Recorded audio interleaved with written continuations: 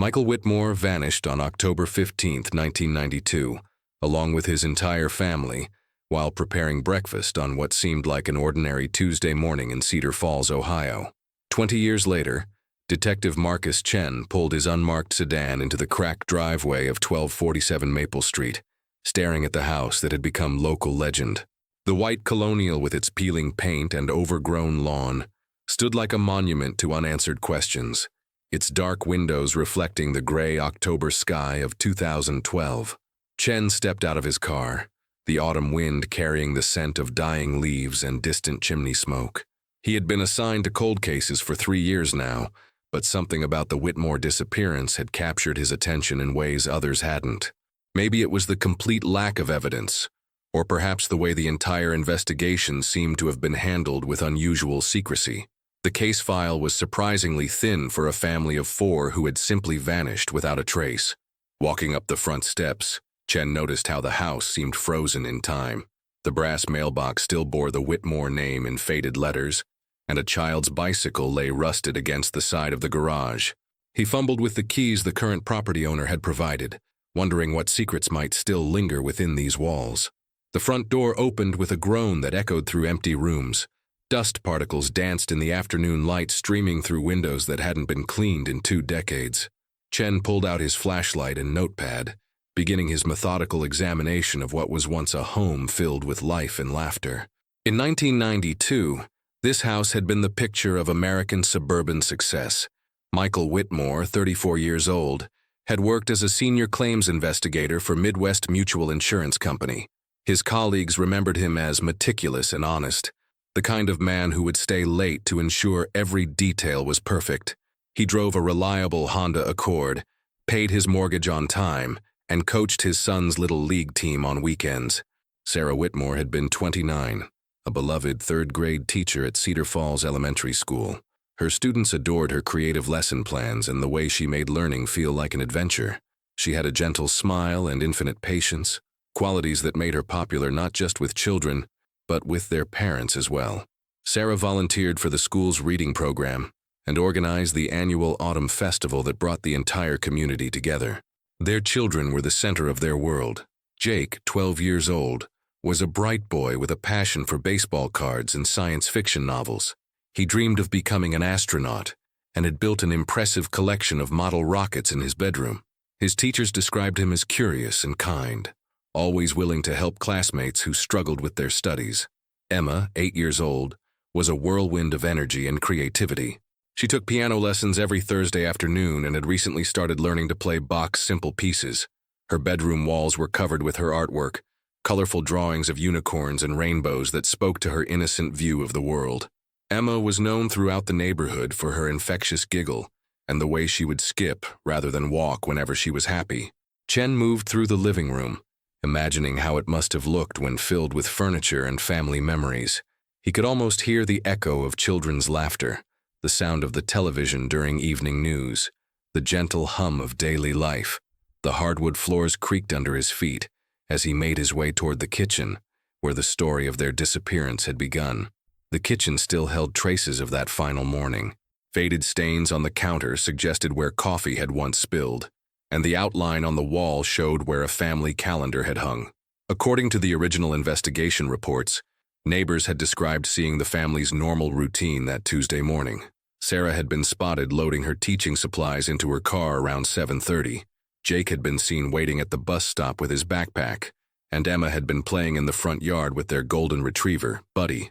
But somewhere between the ordinary morning routine and lunchtime, the Whitmore family had simply ceased to exist in Cedar Falls, Ohio. No one saw them leave. No one heard any commotion. When Sarah failed to show up for her afternoon classes and Jake didn't return from school, concerned neighbors had called the police. Chen examined the basement next, his flashlight beam cutting through cobwebs and shadows. It was here that he hoped to find what previous investigators had missed. The basement had served as Michael's workshop and office space, a refuge where he could tinker with household projects and manage the family's finances. Old tool marks on the workbench suggested a man who took pride in maintaining his home, while file cabinets indicated someone who kept meticulous records. What caught Chen's attention, however, was something the original investigators had apparently overlooked or dismissed as unimportant. Mounted high in the corner of the basement ceiling was a small black camera, its lens pointed toward the main area of the room. In 1992, home security systems were still relatively uncommon, especially in quiet suburbs like Cedar Falls. The fact that Michael Whitmore had installed one suggested either unusual caution or genuine concern about security. Chen carefully examined the camera system, noting how it was connected to what appeared to be a recording device hidden behind the water heater. The setup was surprisingly sophisticated for its time, suggesting that Michael had invested significant time and money in documenting whatever happened in his basement workshop. The detective made a mental note to research what might have motivated such security measures in what was, by all accounts, one of the safest neighborhoods in Cedar Falls. Moving back upstairs, Chen explored the bedrooms, each one telling its own story of interrupted lives. The master bedroom showed signs of a couple who had been planning for the future.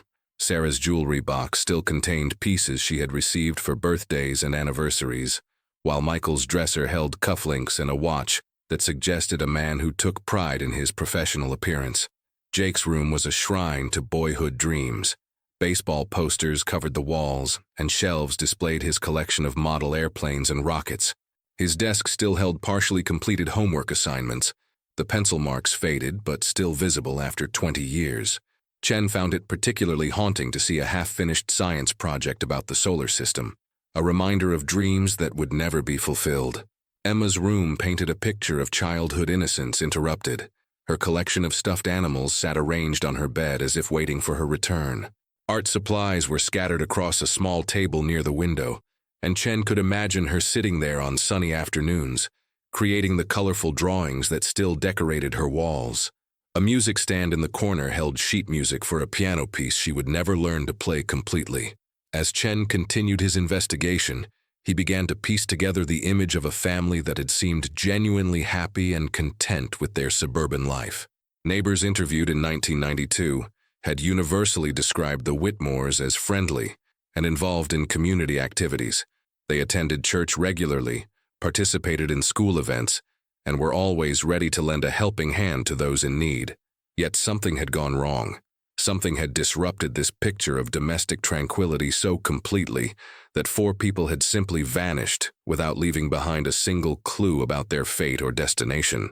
The original investigation had pursued every logical avenue: family disputes, financial problems, possible affairs, connections to criminal activity, but had found nothing that explained such a complete disappearance.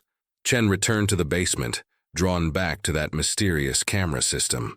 He studied the setup more carefully, noting how the recording equipment appeared to be connected to a timer system that would activate the camera only when motion was detected.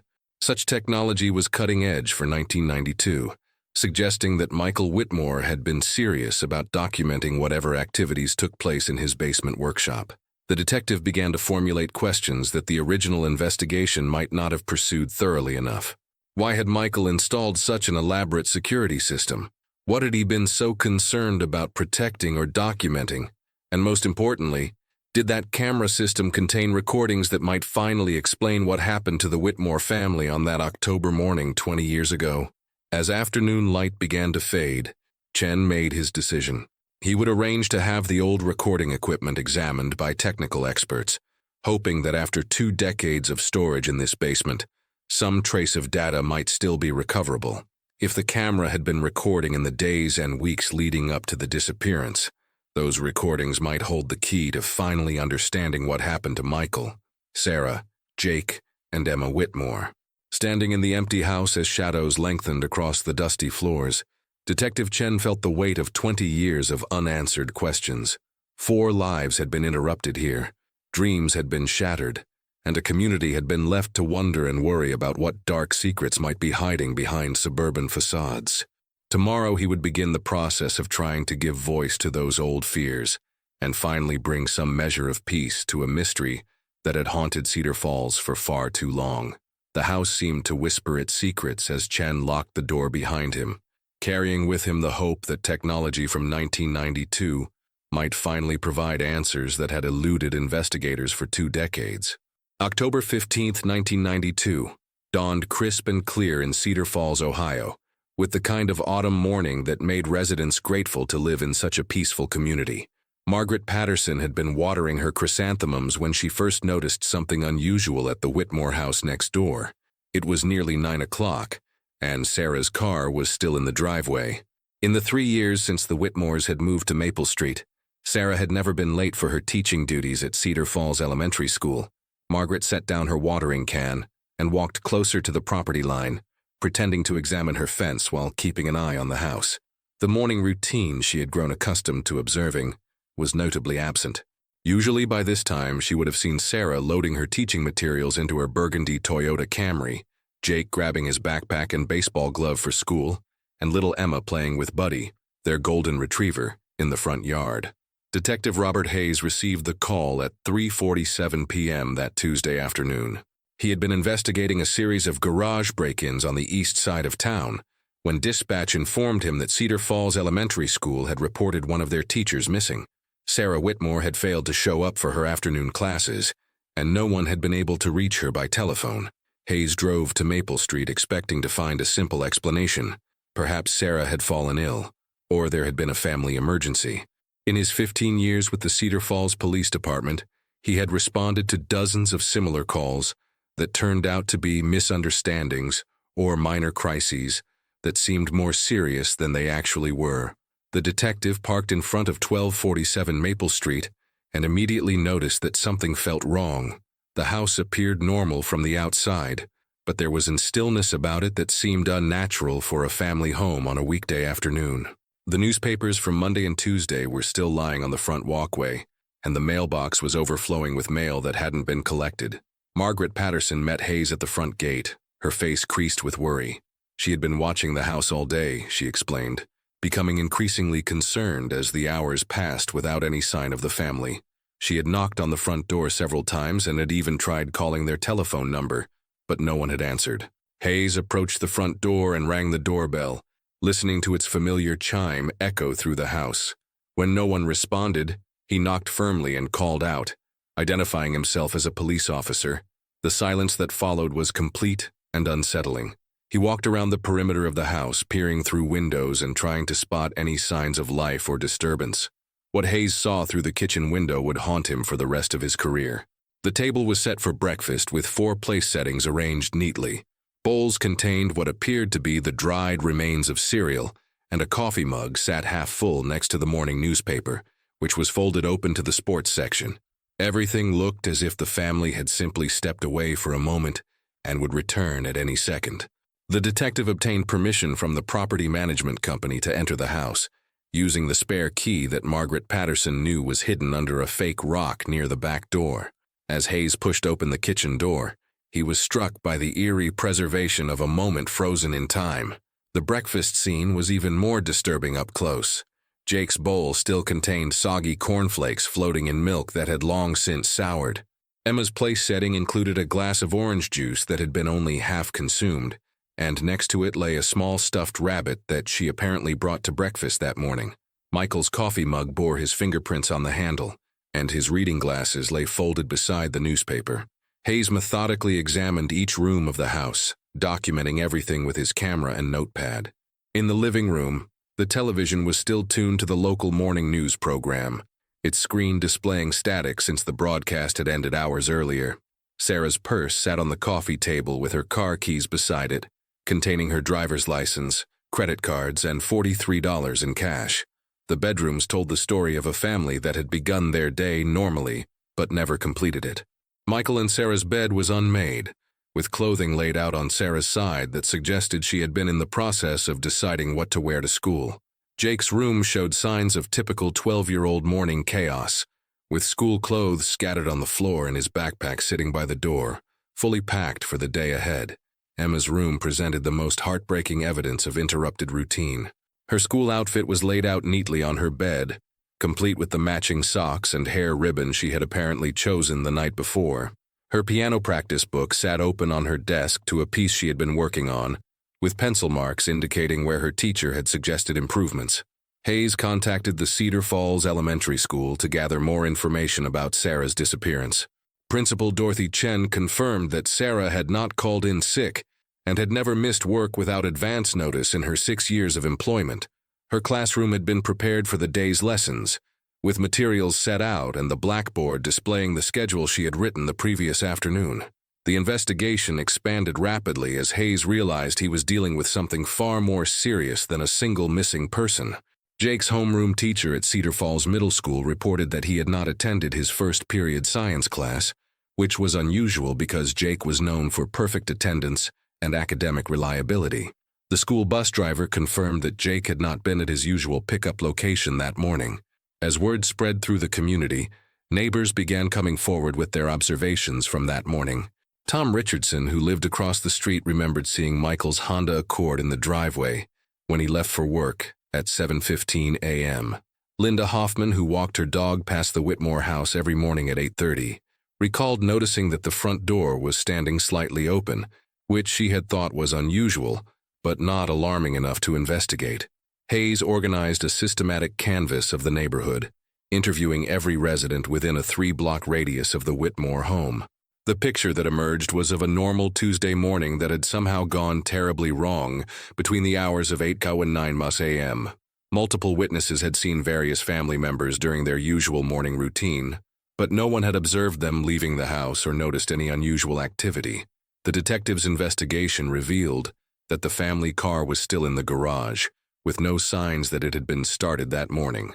Michael's briefcase sat in its usual spot near the front door, packed with insurance files he had been reviewing for meetings scheduled later that week. Sarah's teaching materials were loaded in a canvas bag by the back door, ready to be carried to her car as part of her daily routine. Local hospitals were contacted to determine if any of the family members had been admitted as patients, either as a result of accident or medical emergency. The state police were notified to issue alerts for the family members, and photographs were distributed to law enforcement agencies throughout Ohio and neighboring states. None of these efforts produced any leads or sightings. Hayes expanded his investigation to examine the family's financial records, looking for any indication of planned departure or unusual activity. Michael's bank account showed normal patterns of deposits and withdrawals, with no large cash transactions or suspicious transfers. The family's credit cards had not been used since the previous weekend, when Sarah had purchased groceries at the local supermarket. Extended family members were contacted and interviewed extensively. Sarah's sister Lisa drove up from Columbus immediately upon hearing the news, her face pale with shock and disbelief. She insisted that Sarah would never leave without telling someone, especially not without making arrangements for her students and her teaching responsibilities. Michael's brother Tom arrived from Cleveland the following day, equally bewildered by the complete disappearance of his brother's family.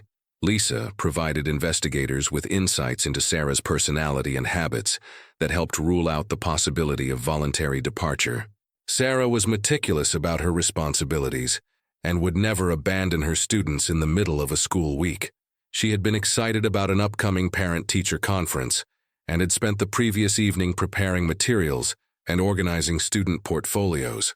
Tom offered similar character testimony about his brother Michael, describing him as dependable and family-oriented to the point where he would never consider any action that might put his wife and children at risk. Michael had recently been promoted at work and was in the process of planning a family vacation to Disney World for the following summer. The investigation team grew as the severity of the situation became apparent. FBI agents were called in to assist with the case, bringing additional resources and expertise in missing persons investigations. They established a command center in the Cedar Falls Police Station and began coordinating with law enforcement agencies across multiple states. Extensive searches were conducted throughout the surrounding area, including wooded regions, abandoned buildings, and bodies of water where evidence might have been concealed. Volunteer search teams combed through Riverside Park, where the family often took weekend walks, and examined the banks of Cedar Creek, which ran through the center of town. These efforts continued for weeks, but produced no trace of the missing family. Media attention intensified as the story captured public imagination. Local television stations ran nightly updates on the investigation, and newspapers throughout the region featured photographs of the missing family on their front pages. A tip hotline was established, generating hundreds of calls from people who thought they might have seen the Whitmores or who had theories about what might have happened to them. Most of the tips proved to be cases of mistaken identity or well-meaning but unhelpful speculation. Several callers reported seeing a family matching the Whitmore's description at various locations throughout Ohio and neighboring states, but follow-up investigations determined that these sightings involved other families entirely. As weeks turned into months, the investigation began to lose momentum. Every logical lead had been pursued exhaustively, every witness had been interviewed multiple times, and every physical location had been searched thoroughly. Hayes found himself returning repeatedly to the Whitmore house, walking through the rooms and trying to find some clue that might have been overlooked. The community of Cedar Falls struggled to process the complete disappearance of a family that had seemed so normal and integrated into their suburban neighborhood. Parents became more protective of their children, neighbors installed additional security measures, and the sense of safety that had characterized the town was permanently altered. Hayes maintained his investigation for nearly 2 years, but eventually other cases demanded his attention and resources. The Whitmore disappearance was officially classified as a cold case in 1994, though Hayes continued to think about it regularly throughout the remainder of his career. He kept copies of all the case files in his home office, occasionally reviewing them in hopes of spotting some detail that might provide a breakthrough. The house at 1247 Maple Street stood empty for months after the disappearance, maintained by the bank that held the mortgage. Eventually, it was sold to investors who rented it to a series of tenants, none of whom stayed very long. Local rumors and the house's association with the unsolved mystery made it difficult to find permanent residents who felt comfortable living there. Years passed, and the Whitmore disappearance became part of Cedar Falls folklore, a cautionary tale that parents told their children about the importance of staying safe and staying together. The case was occasionally mentioned in true crime publications and television programs, but no new evidence ever emerged that might explain what happened to Michael, Sarah, Jake, and Emma Whitmore on that October morning in 1992. Detective Hayes retired in 2008, but he never stopped thinking about the case that had defined much of his career. In his final report, he acknowledged that despite years of investigation and hundreds of hours of detective work, the fate of the Whitmore family remained as mysterious as it had been on that first afternoon when he walked through their empty house and realized that something extraordinary and terrible had occurred in their quiet suburban community. Detective Marcus Chen stood in the basement of 1247 Maple Street, staring at the dusty recording equipment that had been hidden behind the water heater for 20 years. The technical specialist from the State Crime Lab, Jennifer Walsh, carefully disconnected the old VHS recording system from its mounting brackets, her gloved hands treating the equipment like archaeological artifacts that might crumble at the slightest mishandling. The recording device was more sophisticated than Chen had initially realized. It wasn't just a simple home security camera, but rather a motion-activated system that could record up to 8 hours of footage on each tape. More importantly, Walsh discovered that the system had been designed to automatically change tapes when one became full, storing the used cassettes in a climate-controlled compartment that had protected them from moisture and temperature fluctuations. Back at the police station, Chen watched as Walsh carefully loaded the first tape into a modern VHS player connected to digital conversion equipment. The timestamp on the footage showed October 1st, 1992, 2 weeks before the Whitmore family disappeared. What Chen saw on that grainy, black-and-white footage would fundamentally change his understanding of the case. The first recordings showed Michael Whitmore's normal use of his basement workshop. He appeared to be working on household projects, organizing insurance files, and occasionally bringing laundry downstairs to the washing machine. Nothing seemed unusual about his behavior or routine during the early October recordings, but Chen noticed that Michael frequently glanced toward the camera, almost as if he was conscious of being recorded. As the dates progressed, the footage began revealing subtle changes in the family's behavior that hadn't been apparent to neighbors or investigators in 1992.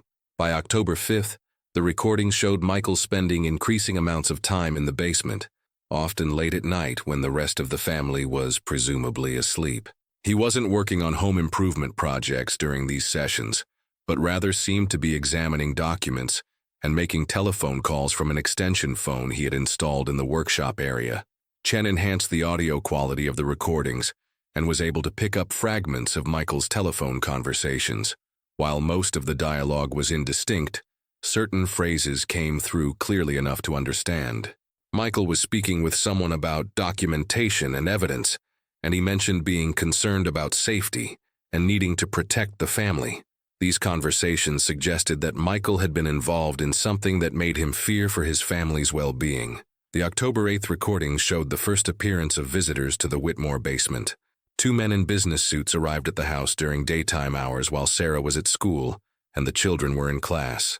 The camera captured them following Michael downstairs, where they engaged in what appeared to be serious conversation around Michael's desk. One of the men was tall and thin with graying hair, while the other was shorter and stockier with a distinctive mustache. Chen paused the recording and studied the visitors' faces, noting details that might help identify them. The men carried briefcases and conducted themselves with the formal bearing of government officials or corporate executives. Their conversation with Michael lasted nearly 2 hours, during which Michael showed them various documents and files from his desk drawers and filing cabinets. The footage from October 10th revealed a more disturbing development. Sarah appeared in the basement recordings for the first time, and her body language suggested fear and anxiety. She and Michael engaged in an intense discussion that the camera captured in silent detail. Sarah's gestures indicated distress and confusion, while Michael appeared to be trying to reassure her, while simultaneously showing her documents that seemed to increase her agitation. Chen called in a lip-reading specialist to help interpret the conversation between Michael and Sarah. The specialist, Dr. Patricia Moss, spent hours analyzing the footage and was able to determine that Michael was explaining to Sarah that he had discovered irregularities in insurance claims he had been processing at work. He had apparently uncovered evidence of systematic fraud involving his employer and was concerned about the implications of his discovery. The recordings from October 12th showed the basement being used for what appeared to be clandestine meetings. The same two men who had visited earlier returned, this time accompanied by a third individual, who carried himself with obvious authority. This new visitor was younger and wore an expensive suit that suggested significant financial resources. The meeting lasted nearly 3 hours, during which Michael presented the visitors with boxes of documents and files. Dr. Moss's lip-reading analysis of this meeting revealed crucial information about Michael's situation. He had been cooperating with what appeared to be a federal investigation into insurance fraud at his company. The visitors were likely federal agents or prosecutors who were using Michael as an informant to gather evidence against his employers and colleagues who were involved in the fraudulent scheme. The October 13th recordings showed a dramatic escalation in the situation. Sarah appeared in the basement again, this time with both children. Jake and Emma seemed confused and frightened as their parents explained something to them in hushed, urgent tones. The family appeared to be packing boxes and sorting through personal items, as if preparing for a sudden departure. Chen noticed that during this family meeting, Michael repeatedly pointed to various locations around the basement while speaking to Sarah and the children. Dr. Moss interpreted this as Michael explaining hiding places where important items had been concealed, possibly including backup copies of the evidence he had been gathering for the federal investigation. The footage from October 14th, just 1 day before the family's disappearance, provided the most revealing and disturbing content. The basement recordings showed Michael alone, working frantically to organize documents and pack them into several briefcases. He made multiple telephone calls, speaking in urgent, clipped tones that suggested he was coordinating some kind of emergency plan. Late that evening, the camera captured what appeared to be Michael's final telephone conversation from the basement. Dr. Moss's analysis indicated that he was speaking with someone about immediate extraction and protective custody. Michael mentioned that they had been discovered and that it wasn't safe anymore.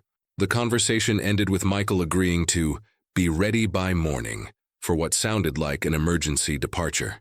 The most shocking revelation came in the final recordings from the early morning hours of October 15th. The motion-activated camera captured Michael, Sarah, Jake, and Emma moving through the basement between 6:30 and 7 a.m. They were carrying suitcases and appeared to be retrieving items that had been hidden in various locations around the workshop area.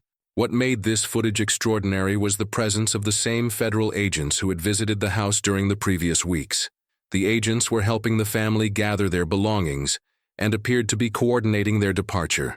One agent remained upstairs, presumably watching for any signs of surveillance or threat, while the other assisted Michael in collecting the last of his evidence files. The final frames of the recording showed the family leaving the basement for the last time.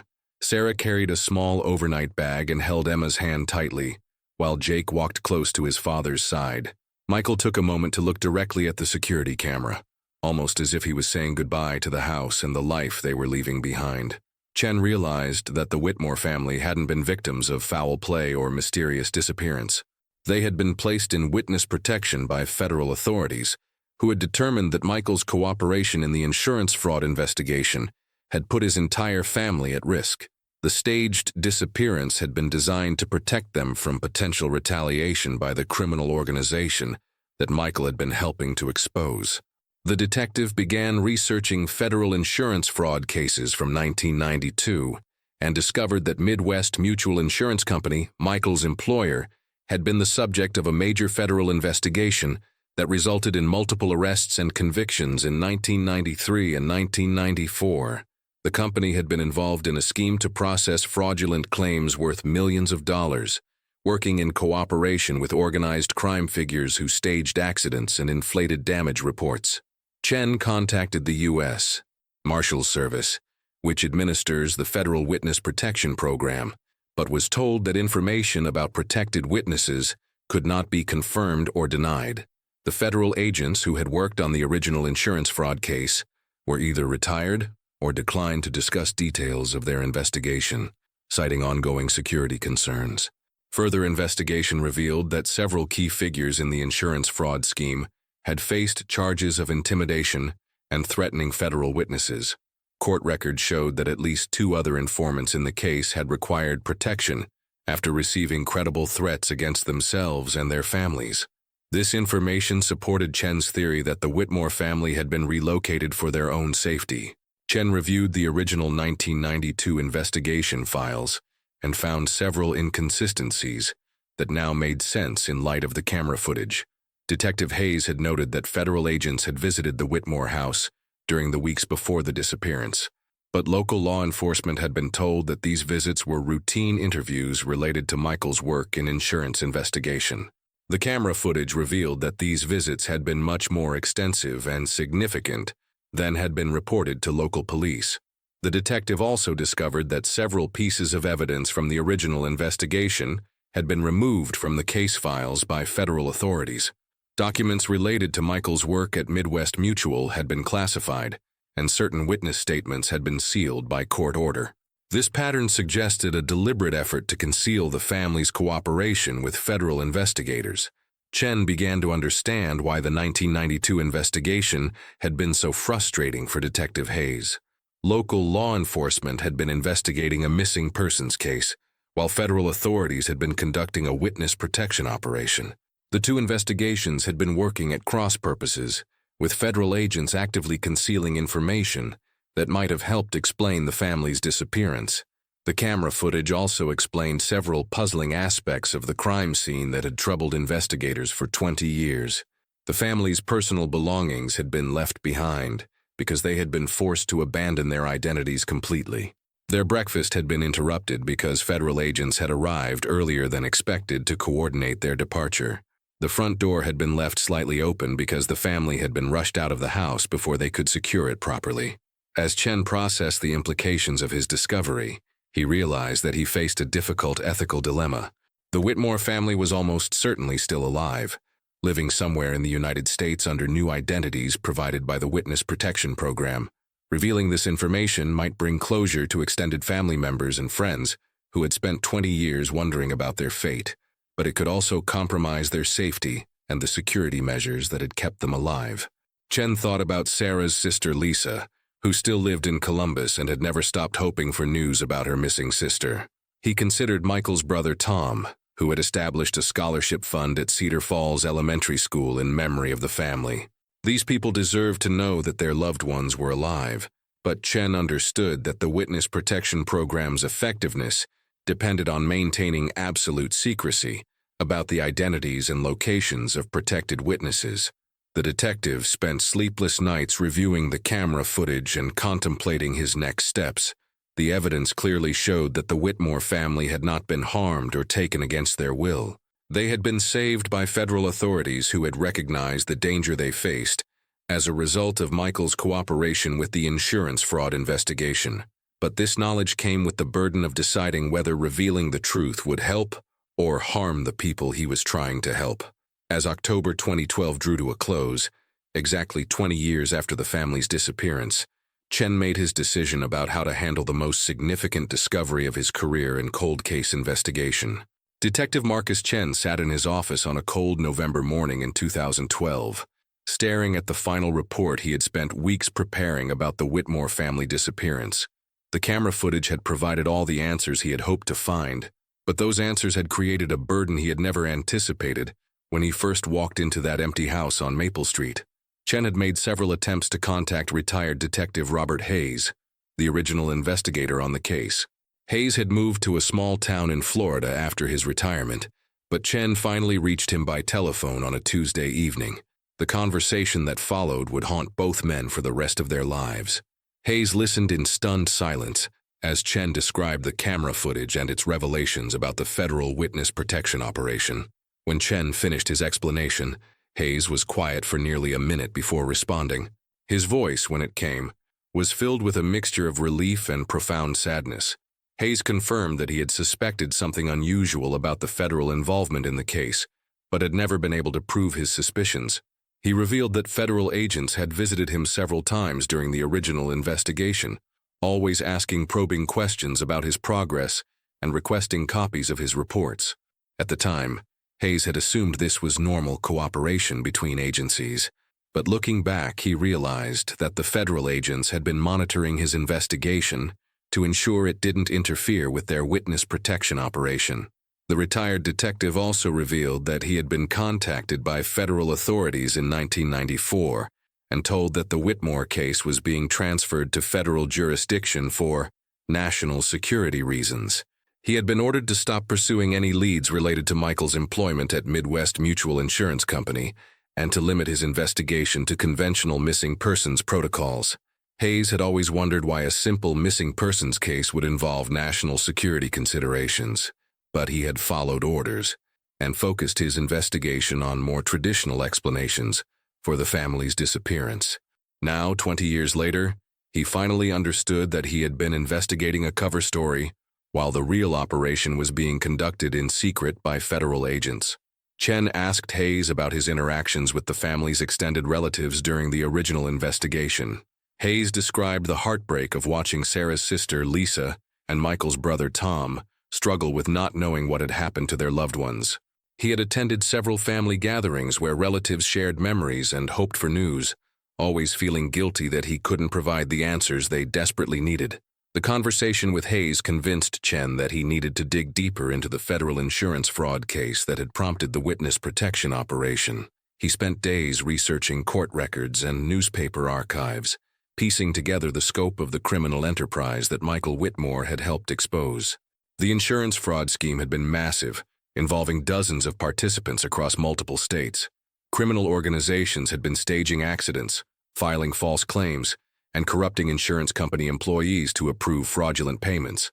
The total amount stolen had exceeded $50 million, making it one of the largest insurance fraud cases in federal history at that time.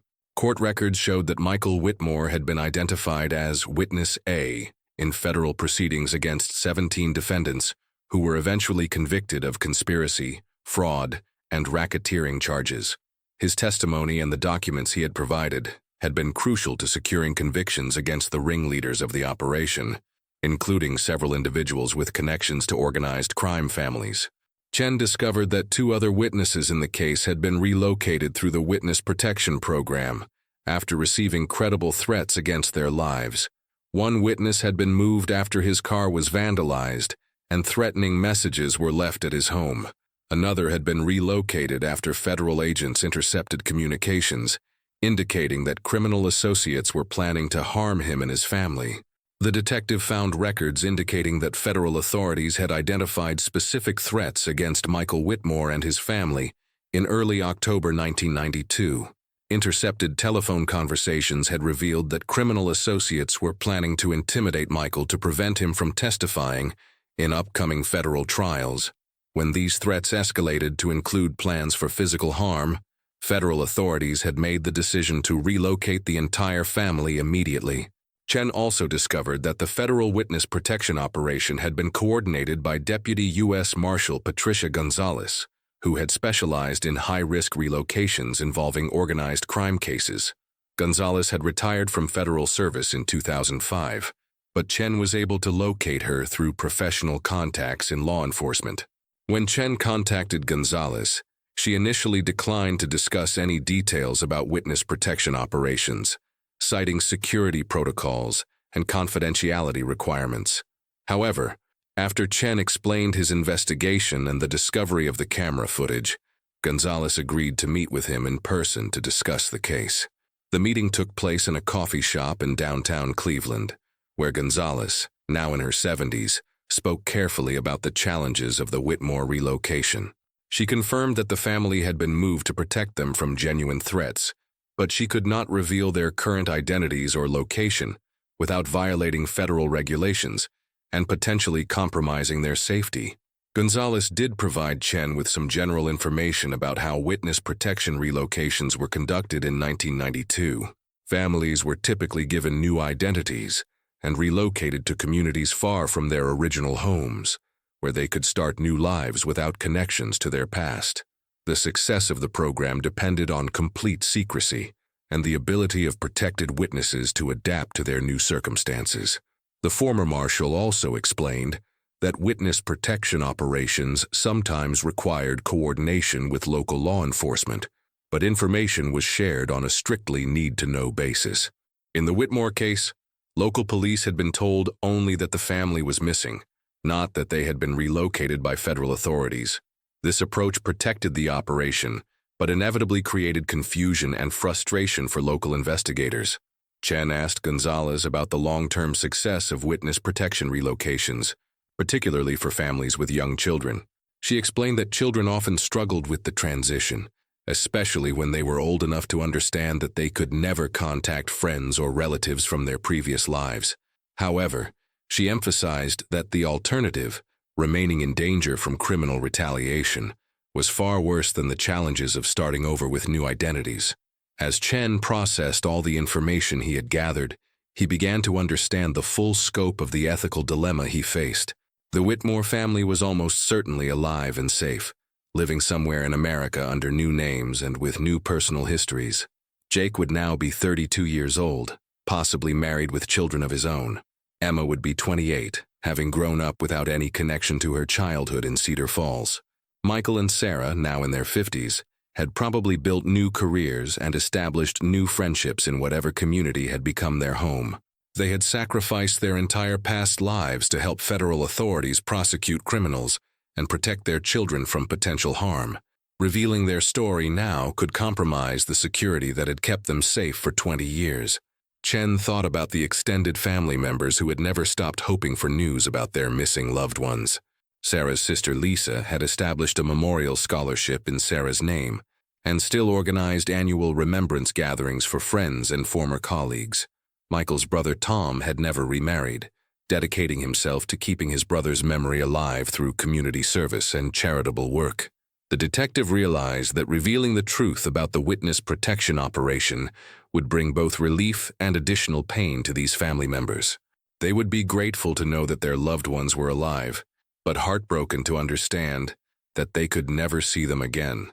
The witness protection program's success depended on complete separation from previous relationships, making reunion impossible even 20 years after the initial relocation. Chen also considered the impact on the broader Cedar Falls community, which had been forever changed by the mysterious disappearance of the Whitmore family. The case had become part of local folklore, a reminder that terrible things could happen even in safe suburban neighborhoods.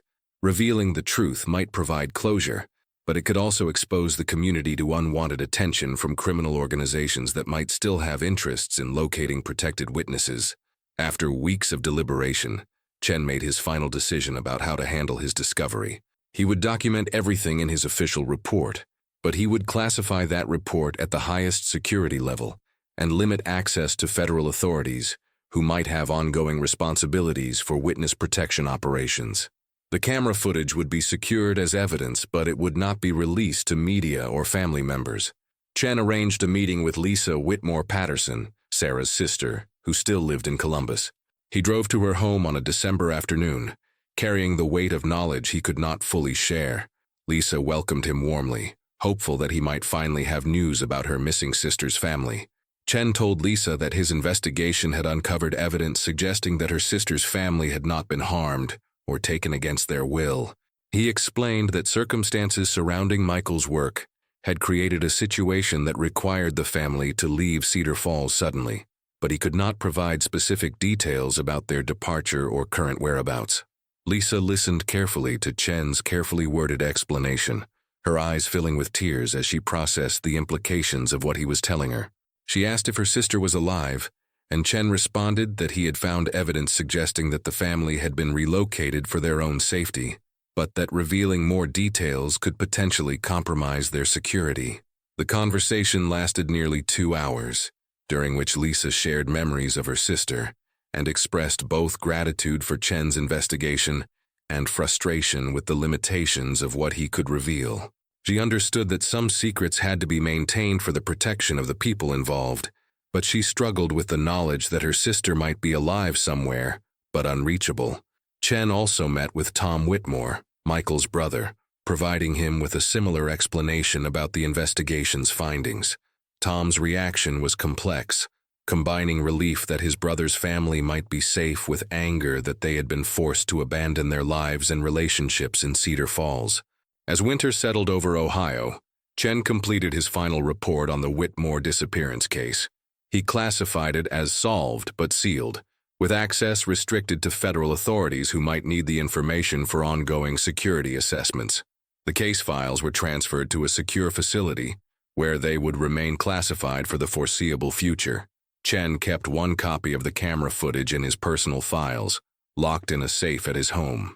He understood that someday, perhaps decades in the future, circumstances might change enough to allow the full story to be revealed. Until that time, the truth about the Whitmore family would remain hidden, protected by the same secrecy that had kept them alive for 20 years.